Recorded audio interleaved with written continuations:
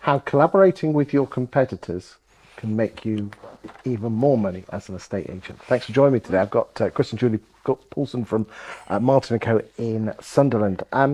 Why has collaboration helped your business in Sunderland?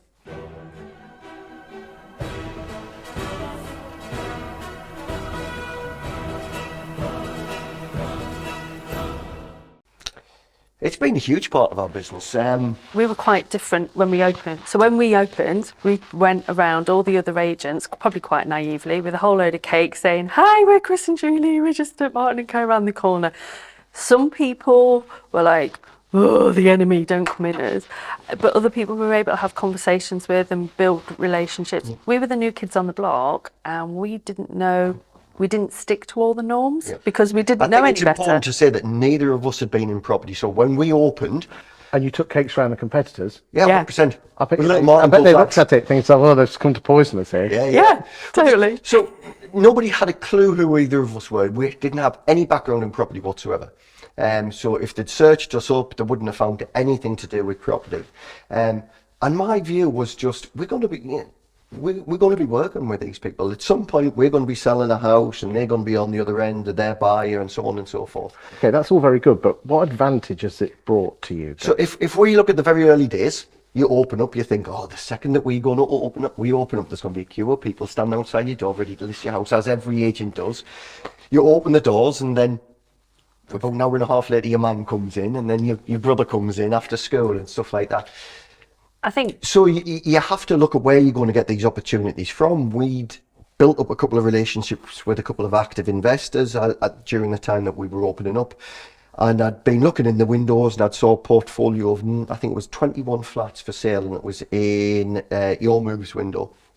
So I popped in to see them. We'd already taken them cakes, introduced myself. The guys there were really, really nice. I always get on really well with those guys. Is that part of Chris Stomach crew? Yeah. It is now. It's now. Just taken over, but at the time it wasn't.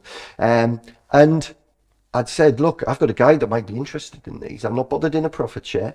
You take the sales fees, but we could get the management of them, and that turned out to be the case. So they got 21 sales, and we got 20 managed properties. So that would never have happened if we'd just gone, oh, well, maybe we'll hold off and hope they don't sell them and then try and win the instruction off the back of it. It was a no-brainer for me. How long would it take you to find 21 rental properties? Take forever. So there's that element of it. Going in, helping other agents and saying, look, we can help you to sell those properties and we'll take them on as management. Works really well. But also from an acquisitions point of view, it's more fundamental than looking at it just as a plain opportunity. For me, it's just like, it's the way I've always worked. You interact with people. If you get on with somebody, at some point, it's going to pay it back. We had, our first acquisition.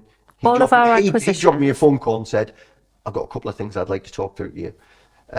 Went over to see him and he says, I'm thinking of getting out of the business. Would you be interested in buying? And that's almost been the model for every single acquisition that we've done. Yeah.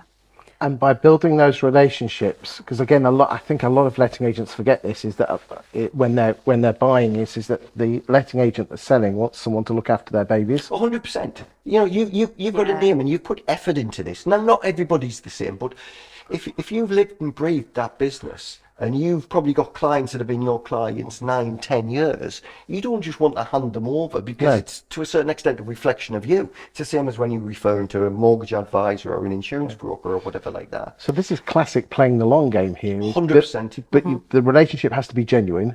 Yes. That's the key. I never at one of those points did I go in and say, I'm going to manipulate a situation where I always get something out of this. You play the long game, you look at it and go, I could get something down the line on this. It may turn out to be nothing, but is it worth an hour of my time? Once every 6 months, even a cup of tea or something. Or Well, you know what happens is you build up those, is it worth 20 minutes of my time? Is it worth 5 minutes of my time? Is it worth a quick phone call? If you do enough of those over a weekly basis, over a year, over 5 years, over 10 years, all of a sudden, you're getting the normal business you would have anyway, plus all of these things that just keep dropping back on your lap. I think, definitely, we were newbies and we went to other agents who we trusted or other people to say, what's your view on this? This is more your area of expertise than mine. what's your view on this? And we've gone dual agent with some of them, and we've built up those relationships and just accepted, yeah, we don't know everything about every area of the industry. You are my superior at this. Can you help me? And having that kind of humble but honest approach has paid dividends for us, because that's what a lot of our relationships are built on, and that's why people have come to us and said, I'm getting out. There you go. Thank you for go. your insight today. No problem.